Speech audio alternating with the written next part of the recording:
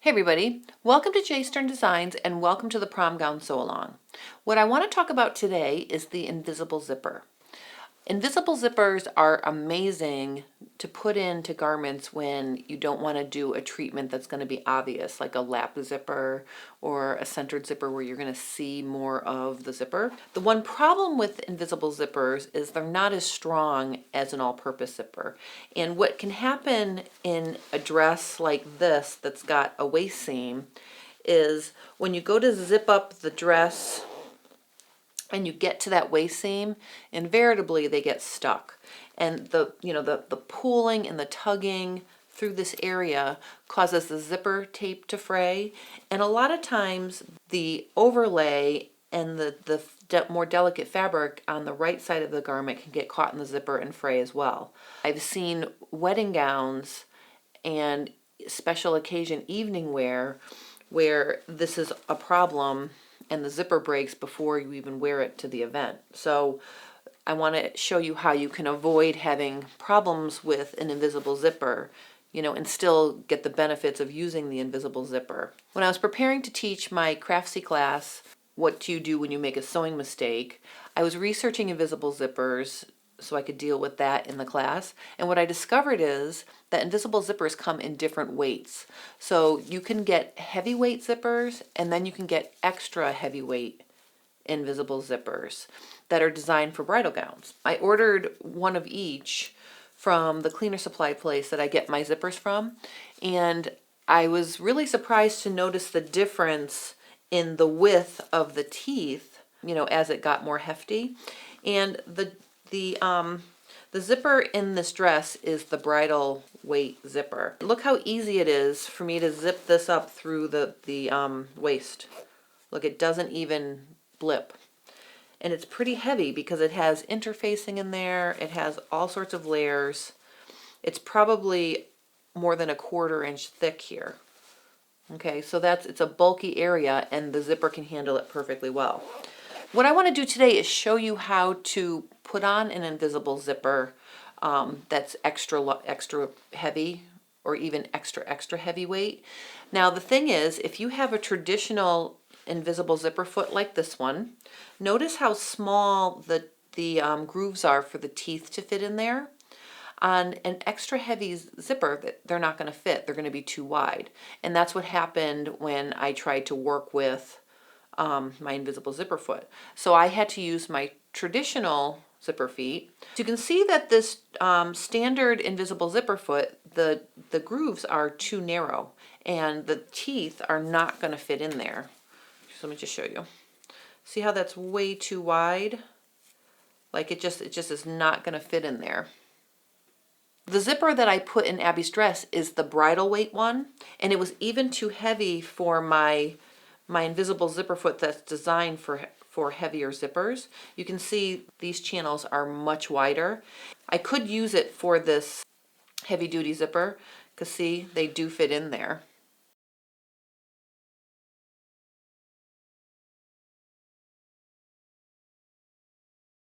Another option is to just sew them on using your traditional zipper feet.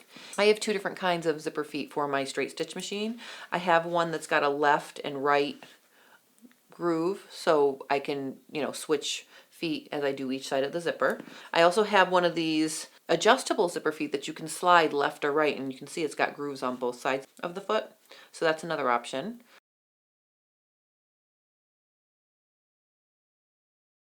All right, so let me show you how to use the standard feet to put the invisible zipper in. Because if you're working with a heavy duty one, it's not going to fit in a standard invisible zipper foot.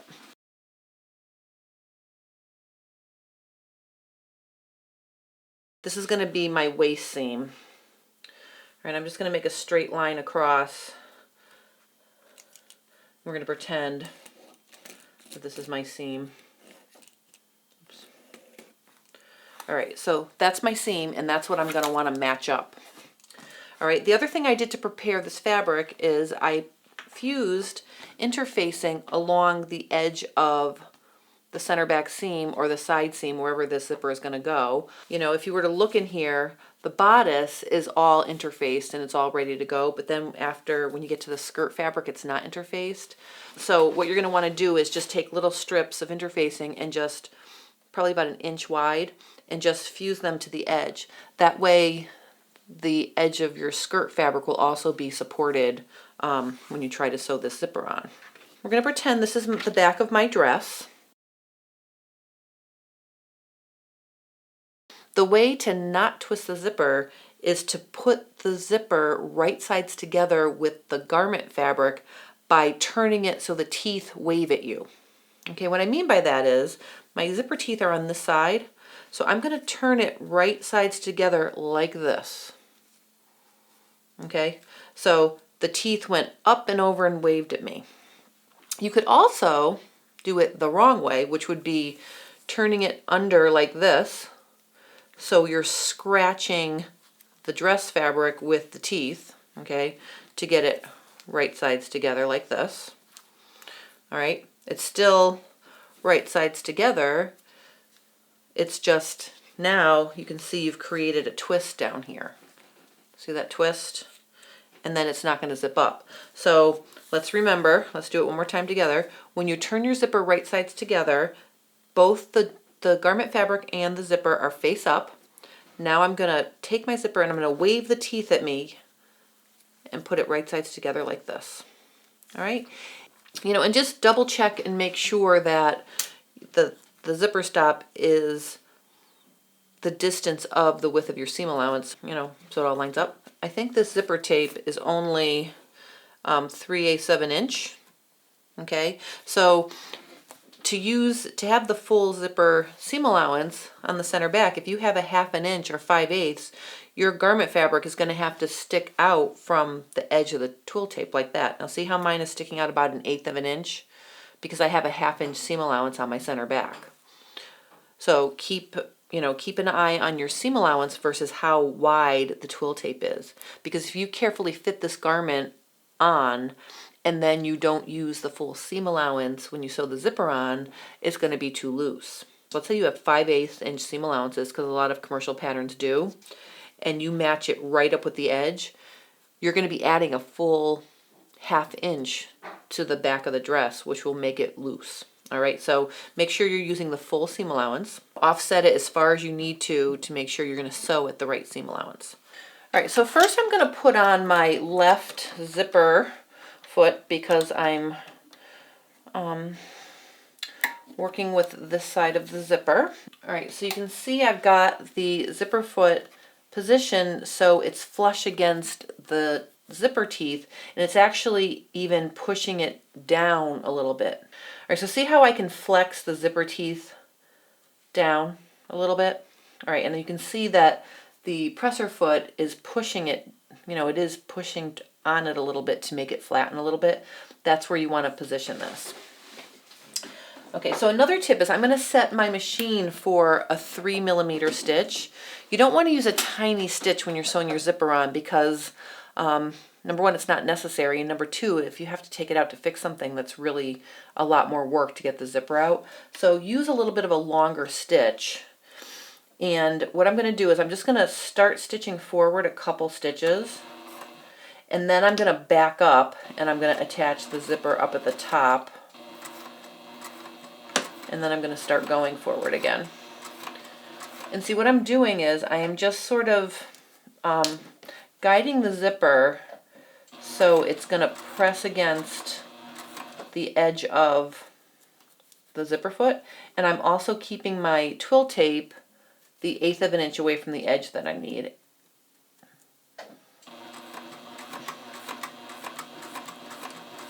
Okay, and I'm not letting my finger go any closer than the tip of this foot because it's very easy to sew your finger. You can see here, it's almost better now, but I caught myself really good when I was working on Abby's dress. So you want to keep your fingers away.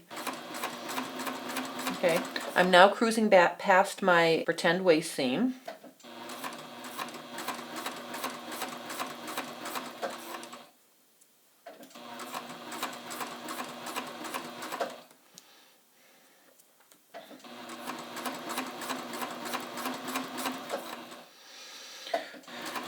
All right, let's pretend this is as far as I need to go. All right, so what I'm going to do now is I'm going to back up a couple, go forward a couple. All right, so here's what the zipper looks like. All right, and you can see that it's nice and smooth here. If I hadn't interfaced it, this fabric could be puckered underneath the zipper. All right, so what I'm going to do now is I'm going to zip this up.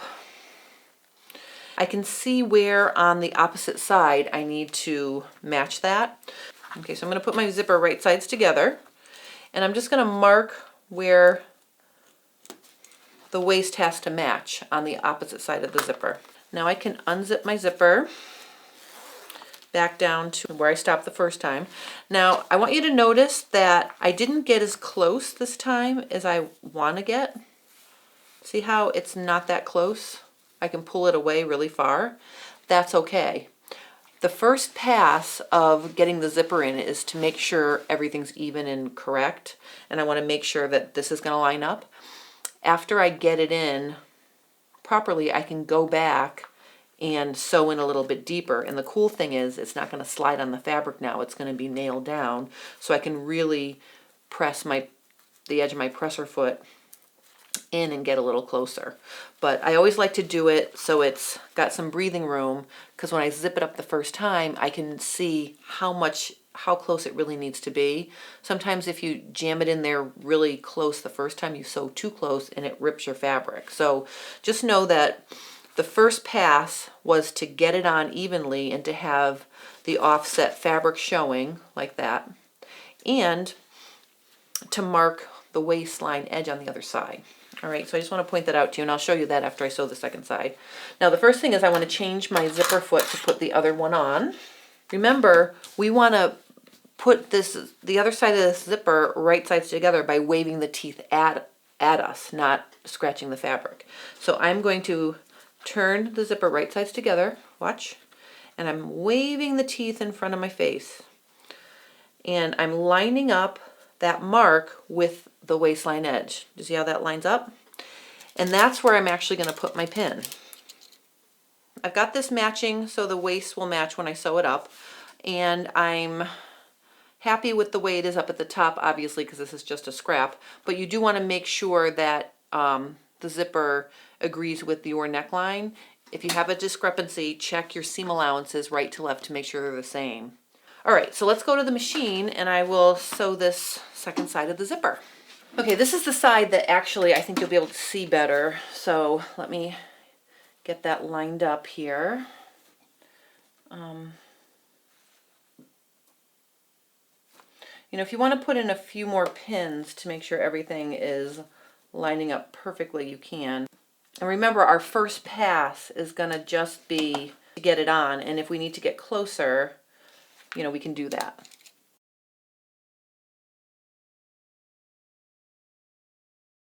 We're going to sew this on, and then we're going to test zip. All right, and then we're just going to go down the length of the zipper.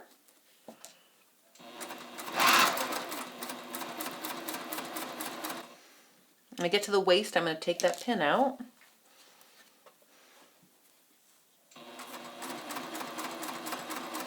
Let's now look and see how this is going to zip up. Now that I've zipped up the zipper, look how nice it matches.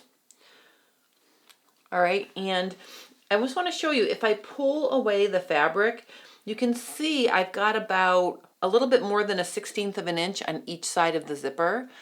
That would be a good amount to be away from the zipper. If you get any closer than that, what's going to happen is you're going to sew your fabric. If at this point you've checked your waistline and it matches, or your intersecting seam, then you can go back and sew a little bit deeper if you weren't close enough to your zipper.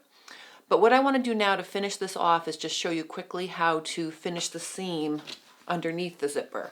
All right, so I'm going to just use a pen to show you where we stop stitching the zipper. So I'm going to fold this in half like this, and I'm just going to make a dot where we stop stitching. Okay, so we stop stitching right there. You can see the dot.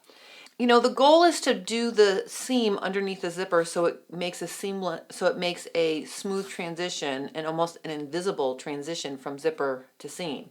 So instead of trying to get right on that dot, I'm actually going to start stitching my seam maybe 1/8 of an inch below where I stopped sewing the zipper. And maybe I'll get a little closer than that, but I don't want to get right on top of where I stopped because then I have a chance of pinching the fabric. And if you leave a tiny little hole between the base of the zipper and where the seam starts, it's virtually undetectable and it makes a much more seamless transition. So let me show you how to do that. All right, you can see I've pinned my edges together underneath the zipper. And what I'm going to do now is I have to sort of fold. Let me just show this part too. See here? Make sure that your seam allowance on the other side that you can't see is laying flat with the zipper. Then I'm going to fold the zipper in half, kind of like that. All right, because I want to get it out of the way and I want to make sure the seam allowance on the side against the machine, everything is laying nice and flat. So now what I'm going to do is I'm going to put my presser foot and get my needle right where the dot that I marked is. And I'm just going to sink my needle like that. I'm going to move this pin out of the way. I know it's hard to see, but basically what I did was I scooched up my presser foot and I put the needle down right where my guideline was to sew, to start sewing the seam. So I'm going to use 2 hands here. I'm going to keep the zipper out of the way on this side. And I'm going to try to keep everything laying flat. And basically what I'm going to do is I'm just going to hand wheel the first 2 stitches. And then I'm going to back tack and I'm going to just stitch carefully back a couple stitches like that. Then I'm going to start stitching again and I'm going to stitch straight down to complete my seam.